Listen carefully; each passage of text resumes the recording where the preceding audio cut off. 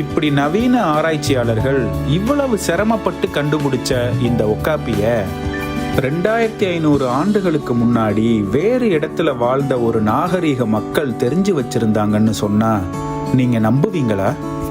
ஆமாங்க, காங்கோவோட இத்துரி காடுகள்ல இருந்து பல்லாயிரம் கிலோமீட்டர்கள் தொலைவில் இருந்த அக்கிமெனிட் பேரரசுக்கு ஒக்காப்பிய பத்தி தெரிஞ்சிருந்தது. முதலாம் சைரஸால கிமு 500களோட பிற்பகுதியில இருந்து கிமு 300 வரைக்கும் கொடுகட்டி பறந்த ஒரு ஈரானியன் பேரரசு தான் அக்கிமெனிட் பேரரசு.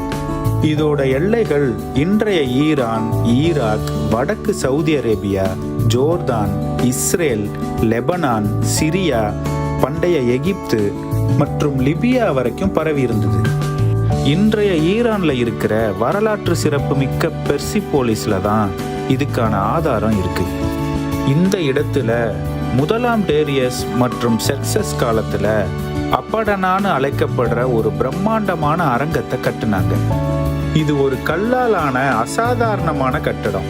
குறிப்பா அந்த ராஜ்யத்தோட செழிப்பையும் அதிகாரத்தையும் காட்ட ஆடம்பரமா கட்டப்பட்ட ஒரு அரங்கம்.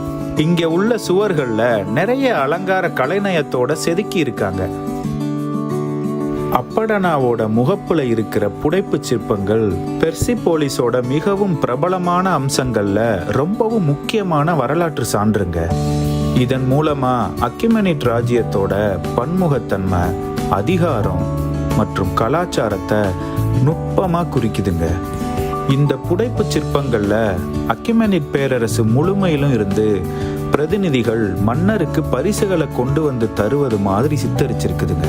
எலாமைட்டுகள், பாபிலோனியர்கள், எகிப்தியர்கள், கிரேக்கர்கள் மற்றும் சித்தியர்கள் உட்பட பல்வேறு நாட்டு பிரதிநிதிகள் அவர்களோட தனித்துவமான கலாச்சார அடையாளங்களை பிரதிபலிக்கிற விரிவான பாரம்பரிய உடையில காட்டப்பட்டிருக்காங்க. இது போல எத்தியோப்பிய பிரதிநிதிகள் அக்கிமெனிட் ராஜ்யத்துக்கு பரிசுகளை கொடுக்கிற மாதிரி செதுக்கப்பட்டிருக்கிற சிலைகள்ல ஒக்காப்பியும் காட்டப்பட்டிருக்குங்கிறது தான் ஆச்சரியமான விஷயம். இந்த வீடியோ பிடிச்சிருந்தா கீழே இருக்க லிங்கை கிளிக் பண்ணி இதனுடைய முழுமையான வீடியோவை பாருங்க. மறக்காம நம்ம சேனலுக்கு சப்ஸ்கிரைப் பண்ணி உங்களுடைய ஆதரவை கொடுங்க.